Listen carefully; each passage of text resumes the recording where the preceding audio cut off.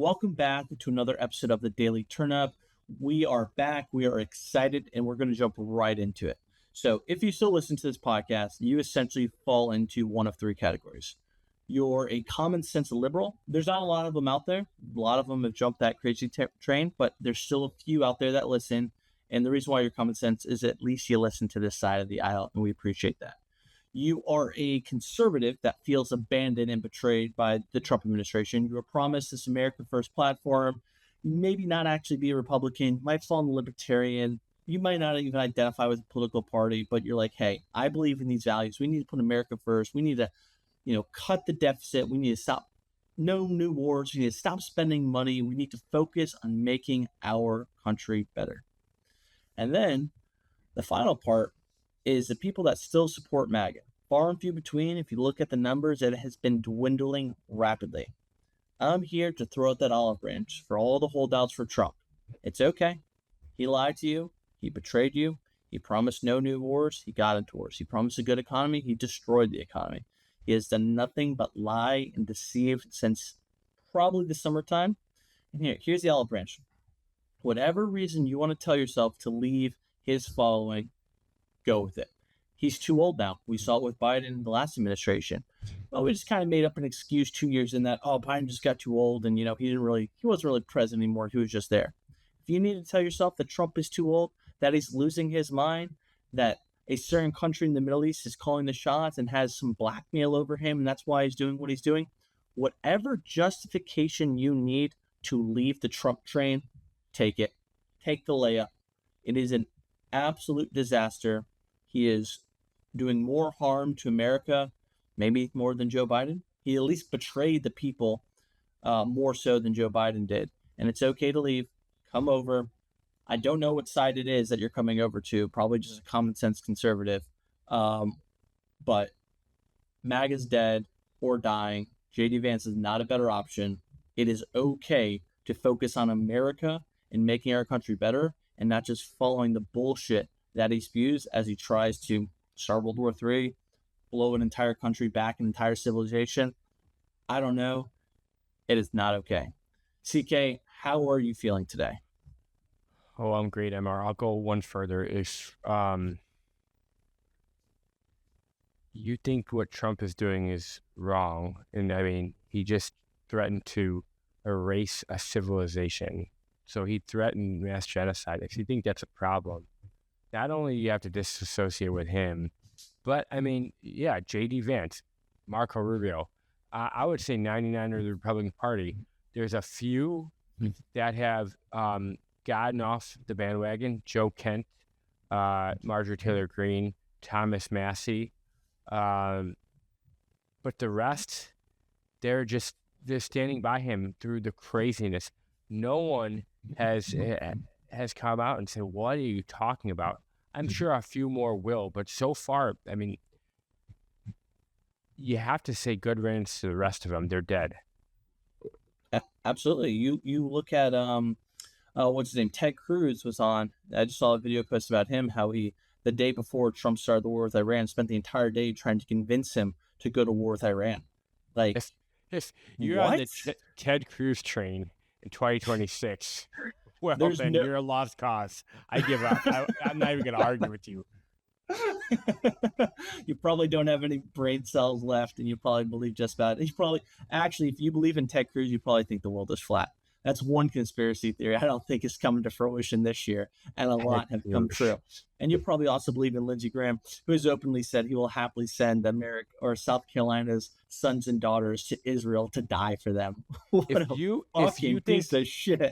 If you think Ted Cruz is a good politician, you probably believe that Lindsey Graham is a straight man.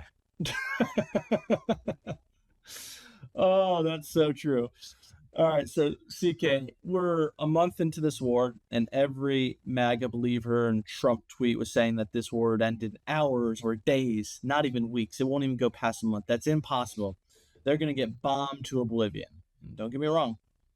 We have tried immensely to bomb the shit out of them. But, obviously the bombing has worked to some extent. It's obviously done a ton of damage. But and if you're listening to this podcast, there was just there was just a ceasefire for 2 weeks. I don't believe in that ceasefire. I don't think it's going to last. I think there's a certain country in the Middle East that is going to do everything they can to mess up whatever peace talks they're trying to hope. But where do we go, man? Where do we go from I'm going to eliminate your civilization, I'm going to kill every leader you have? There's no longer. Let me say this. So when talking about regime change, that was one of the big things going into by going to war with Iran. We're going to do a regime change. The Iranian people are going to rise up against their government like they were trying to do in January, but we'll kill them to make it easier. The problem is America is not a liked country in Iran. The other country in the Middle East that I refuse to name is not liked either. When you kill who they view the enemy as being their Ayatollah, who are they rising up against? You just killed the top 40 people in their country. They got some random dude taking over now, or someone that doesn't have the rap sheet that the Ayatollah did, killing 30,000 of their own people. Are they really going to rise up and have a revolution against an entirely new group of individuals running the regime? Or are they going to kind of rally together and be angry at the people blowing them up to Timbuktu and ruining their entire life? That entire mindset and strategy of regime change might arguably be the dumbest thing I have heard. And anyone trying to make that argument knows, I don't know, they just obviously don't know anything. They're probably like on Twitter or X or something.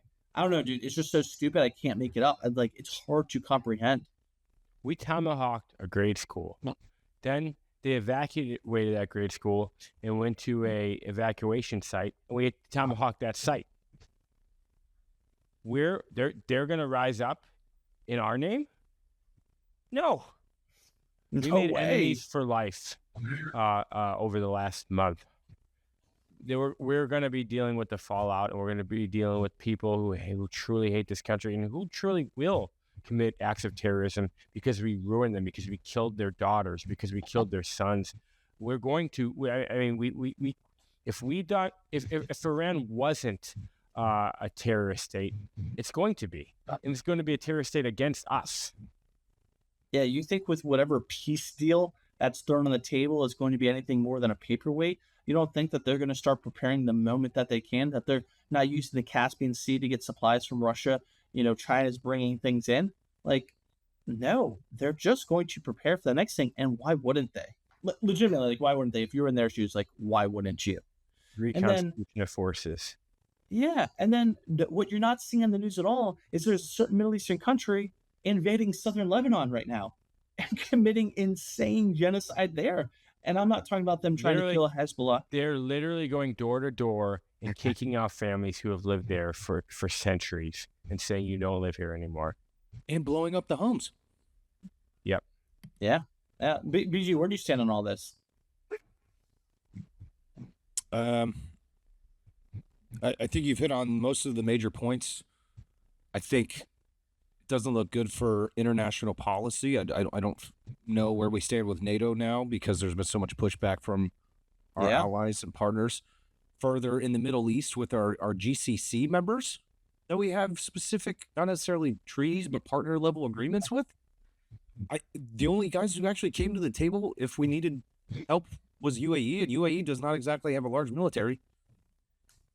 It's frustrating to see from one lens. But on the other lens, just like we had already talked about, we weren't proponents of this war to begin with because regime change was not a viable option in the first place. So, it didn't work in Iraq, didn't work in Afghanistan, didn't work in Libya, didn't work in Syria. I mean, the list goes on and on and on and on and on. Yep, and as we said in the last podcast... Sorry, go ahead. No, finish, PG. I was going to say, and then as we said in the last podcast, I anticipate futures going, crude futures going as high as 150, and they almost got there. I mean, they got to just shy of 140 area. So go ahead, CK. And on top of all of that, there's actually one threat in this world who both wants to destroy us and is capable of destroying us. And we just wasted, our inventories. We wasted time. We wasted money. And they're just sitting back and continuing to bolster so that when it's time, it's just a house of cards and they just one little blow and we tumble. Oh, yeah. China's the winner, man. China's the winner. All right. So if you take a step back, right, let's be super, super objective here. Right? What's going on? The Iran war is not quick. time, money, resources. American politics is more, honestly, almost more unified than it has. There's only a tiny base that's still supporting this and Trump. It's really like 80-20 right now. I think his base might be just white boomers. That's all that's left. NATO is like, we're not getting involved. You're stupid. And at the end of the day, if you're going to try and end Iran, they've already said they're just going to take out all the Middle East oil. Legitimately, think about what would happen, right? You go in, you bomb, you kill hundreds of thousands of people, destroy their grids, everything. Their drones are still going to work. They're still getting them from Russia, China, or making their own or have a supply of their own. They're going to take out every single oil refinery, power grid, oil producer in the Middle East, and it will absolutely collapse the world economy. You thought the 2008 housing crisis was a big deal. You thought COVID was intense. What happens when you lose like 50% of the world's oil in a single day? Seriously, did they not think about this? Yeah. 10 years ago, if you'd have asked someone to describe, Kim Jong-un, you'd have said he's like a petulant little man-child who makes rash decisions and can threaten a lot of people with and do a lot of damage in the world, which is scary. And all of those things describe like Trump for real, what he's actually doing this term. Dude, it's embarrassing what he's tweeting, what he's saying. And people are back there saying, oh, he's the best negotiator in the world. Think of any 78, I don't know how old he is, 76, 77, 78, whatever he is. Think of any upper 70 person, grandparents, great uncle, great aunt, whatever. You really think they're a mastermind, or do you think their mind's shot and they're on their way out? And you're just one move away from sending them to a nursing home, right? There's no mastermind. He's being played like a fiddle, whether it's Lindsey Graham or Ted Cruz or that certain country in the Middle East telling him what to do. He is just a damn puppet, and he's being played, and he's going to be the scapegoat, right? He's going to be the one that falls in the sword. His legacy is tarnished. He no longer has a reputation. It's done. He got played, and it's that simple. Yeah, but his kids and his family and his close loved ones will walk out of this with... Oh, yeah. No one's going to hold him accountable for the corruption. And $10 billion, for insider trading and everything else. It's disgusting. Anything else before we move on to the next topic? I guess, where do we think this will go? I don't think the ceasefire will last. I think we're going to find ourselves in a tweet war and bombings by the end of the week, for sure. If not us, it'll be the other countries in the Middle East doing everything they can to ensure that peace doesn't come about. Yeah, we saw the 12 Days War, and Trump announced victory and blah, blah, blah, blah, blah. It took, 6 months for that to reignite? I see this less than a month before we go again. Because we've seen this time and time again.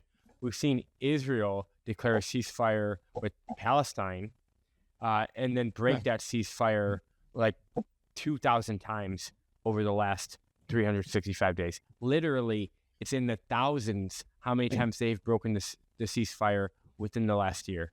So if they're going to do that with them, they will also do it with Iran. But Iran is not. They're going to shoot back. 100%. I'm taking it down. PG, you got any thoughts before we pivot? I think if I'm Iran, to both your points, I agree. I think the ceasefire doesn't last. In fact, the New York Times was reporting this afternoon, after the ceasefire was already announced from Pakistan and then from Trump's True Social tweet, whatever we want to call it, Iran had already launched missiles at Israel, Qatar, and UAE again. So I don't think anyone's going to adhere to the ceasefire further. If I'm Iran, I take this time to mine the entirety of the strait, even though we quote unquote opened it. So I will actively ensure that I take out any vessels in there that I don't already have agreements with countries with. So really the only countries I have agreements with are... But get resupply from China. Yeah, that too. Or anyone else manufacturing goods that I need. Russia. I mean, they probably launched thousands and thousands of drones, thousands of missiles. Those drones, they're pretty cheap. They get more. Oh yeah. Yep. And at this point, we haven't even taken out the stuff in the big tunnels, so it's crazy. Yeah, it's crazy. We can get resupply too. No, we can't. We make 20 missiles a year, interceptors, you know, So expensive. per system or whatever. It lasts a day. It is insane. And I'm just praying that we don't go nuclear, or a certain country in the Middle East goes nuclear on them, and use that, mental gymnastics to be like, well, think about all the money we're going to save and all the lives and all the Americans not dying and blah, blah, blah. I'm praying that. Oh, I do think we should give a shout out, though. I don't think it's any service member's fault, whether you're a Marine, airman, or airwoman, U.S., Army soldier, whatever. It is not their fault that our leadership has gotten us in this predicament.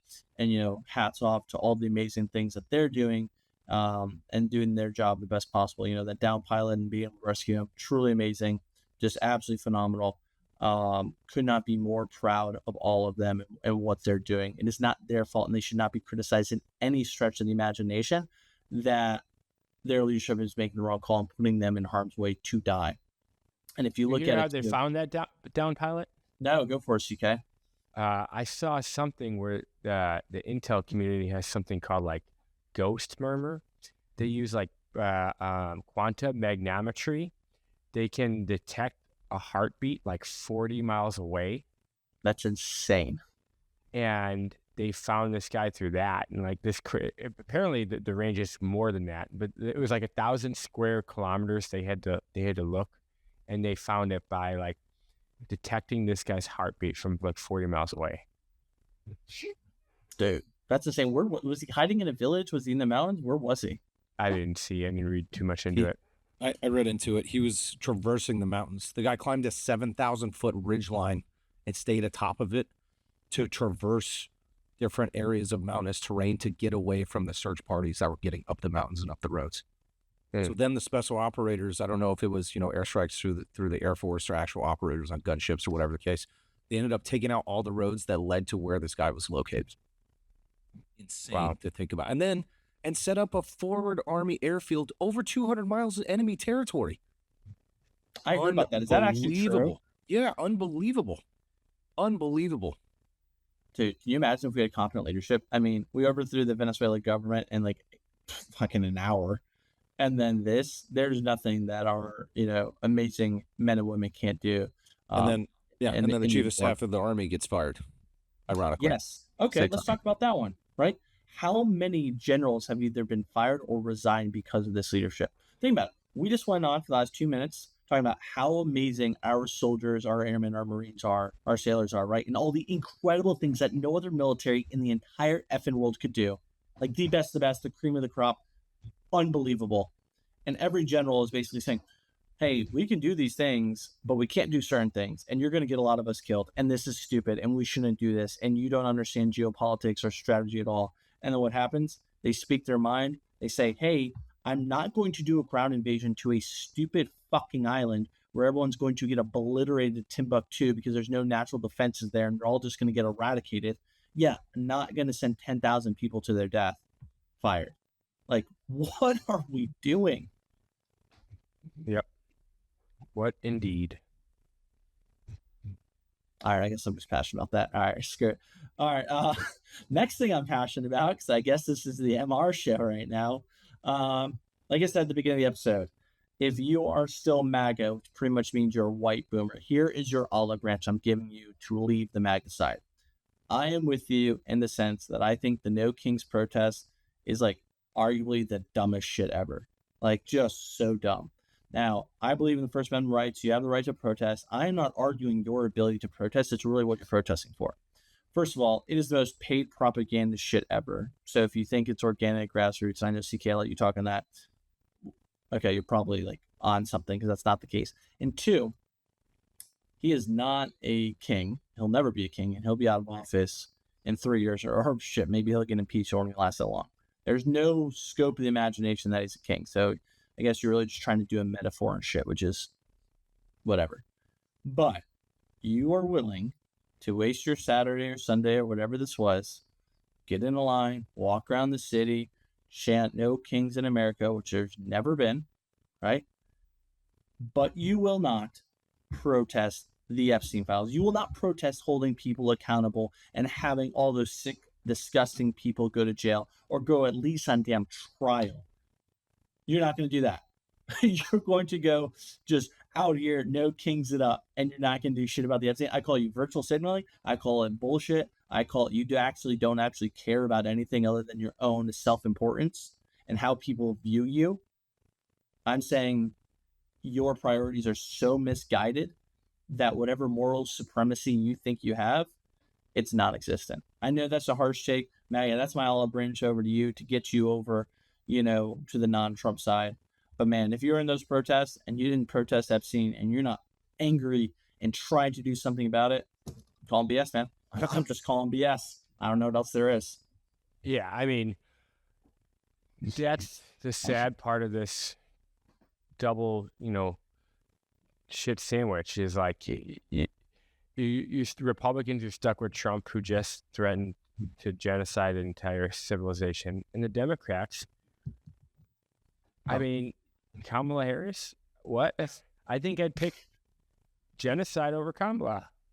Sadly, they're so bad too, and so to kind of quote alongside of The Office, if I had a gun, like if I had to choose between voting for the next Republican or Democrat candidate, I think I'd shoot myself twice. So sad. There's no good options in the state of politics. It's the worst it's ever been in this country. If you're conspiratorial like I am, I think there's really never been a good option. And the real conspiracy is that, like, we're seeing how evil both sides are and what they've done. We're seeing kind of getting a little peek behind the curtain with this Epstein stuff and who's doing what they're doing. So if they're doing all that shit, you don't think you put it past them to rig elections? You don't think all of this is just fake? They're just giving you the illusion of choice, and then running the show, one party after another. And every once in a while, if the wrong guy does get put in power, we just take care of him. Got any thoughts, BG? It's like we talked about before. I think this is a uniparty system. I think the pigs just wear different layers of makeup to make it seem like they're on different sides of the aisle. In reality, they're all about ensuring their people are given power tied to time. Frankly, the ultra wealthy billionaires give money to both sides to ensure that they can buy whoever they need to continue doing whatever they want to do. Unfortunately, Yeah. And I think it's all connected back to the similar stuff we saw in the Epstein files. Well, it's a giant circle, right? They get 100%. They pay for the politicians, and then the government, our taxpayer money, ends up paying for their billions. So it's a self-licking ice cream cone. Yeah, I don't think that's talked about enough either. The taxpayers are the one funding all their campaigns, right? How crazy is that? Oh, a certain donor. Not only are we funding the campaigns, you talk about these protests not being grassroots. A lot of these protests are being funded. We're paying for protesters through these NGOs, and we're paying these NGOs through government money. Dude, it's so disgusting. You know what just makes me feel like money's not real? Like, how much money is there really? Like, why am I getting taxed so much? How are we giving so much money to so many people and blowing up all this shit? We're $39 trillion in debt, and it's almost too far gone. Like, there's almost no way that can go forward if our country wants to remain our country. It almost needs to. I'm not saying I want this. I'm just saying, being pragmatic here. It almost needs to collapse to erase debt and weed out some of the corruption. But then the fear is that whoever replaces it is just as corrupt and is able to monopolize the power even more. I don't know. It's not super optimistic. It's it's looking pretty bleak. I'm not going to lie. Yeah, in 2 years, too, the police forces, not 2 years, maybe 5 years, police force, military force is going to be all robot. So, yeah. So then revolution's going to be impossible because, I mean, you're going to fight someone that's bulletproof, that can lift 10 tons and things like that. It's just not going to happen. Sure. And then, darn, I just lost my train of thought. I had like a really good point people there. Right now are begging the military to stand down, say, follow the Constitution, blah, blah, blah, blah, blah. And I think some are, and we might see more later, but you're not going to beg a robot to do the morally right thing.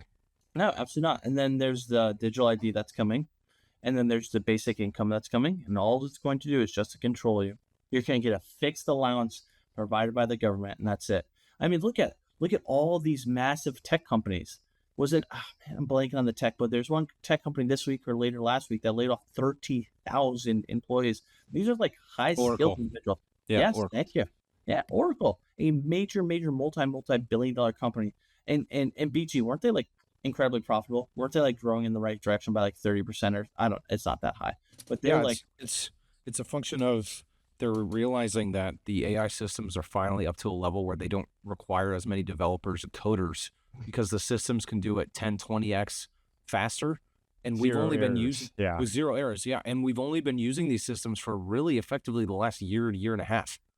Not to say that they haven't been on the market longer than that, because they have, but companies are finally figuring out how to implement them based on calibration that works for what they need it to do. Yeah. And they get better and better and better. Yes. Every single time. Hundreds and hundreds of thousands of very skilled individuals that are losing their jobs.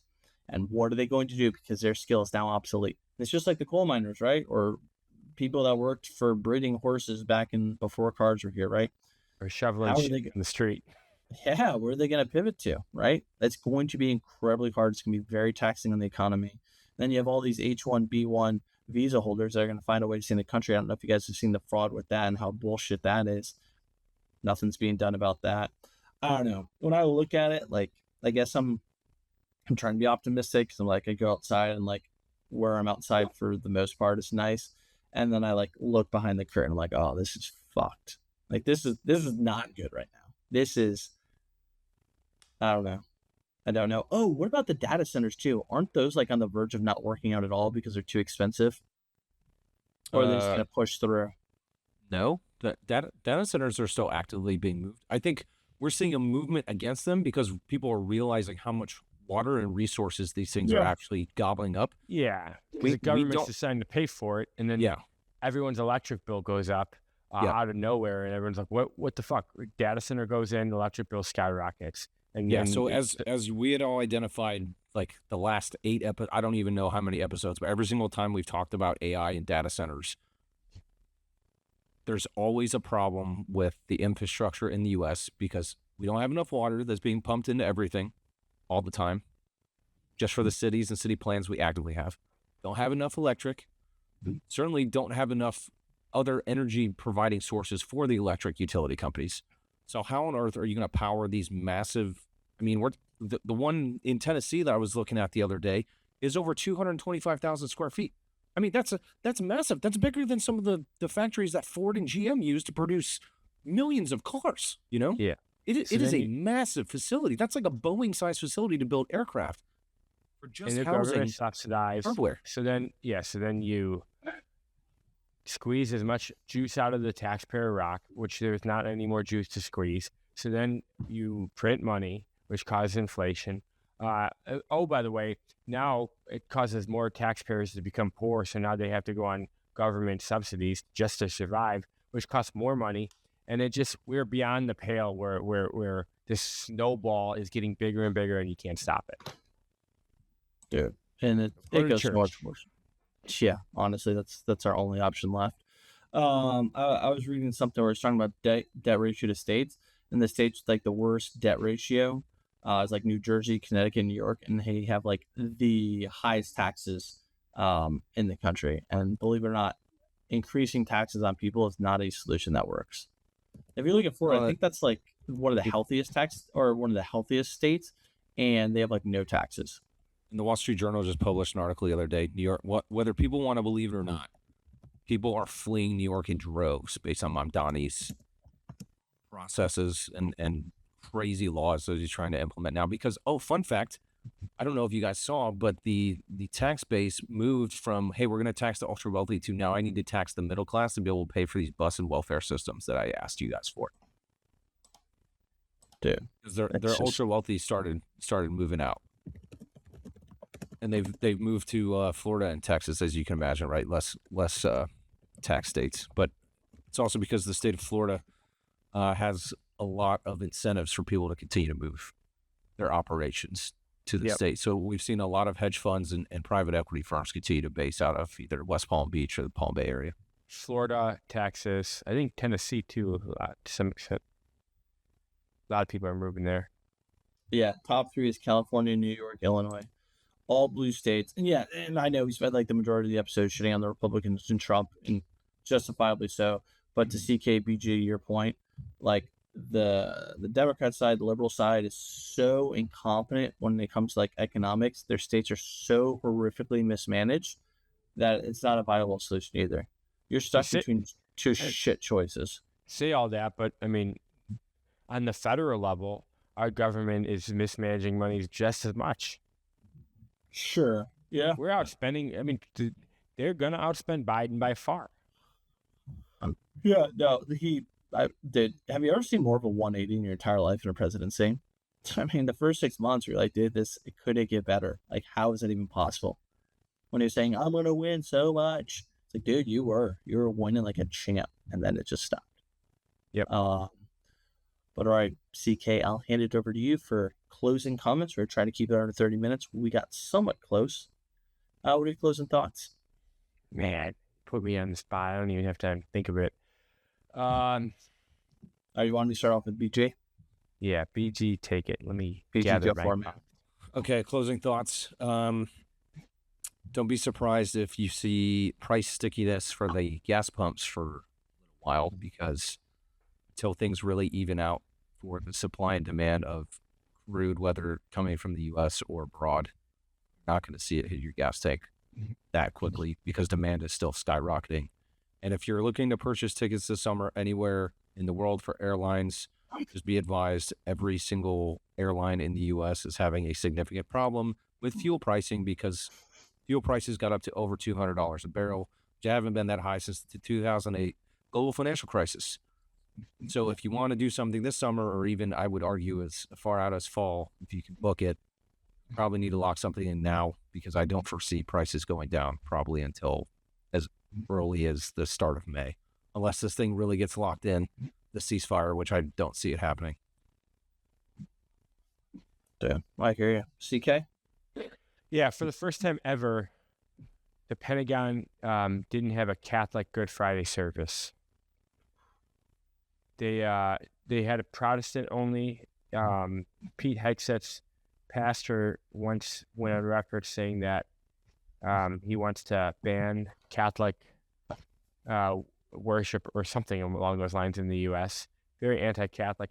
And I will say the Pope, Pope Leo, in my opinion, has been very outspoken in a good way. He's been very brave in calling out, evil and atrocities in the world. The Trump admin and them are butting heads.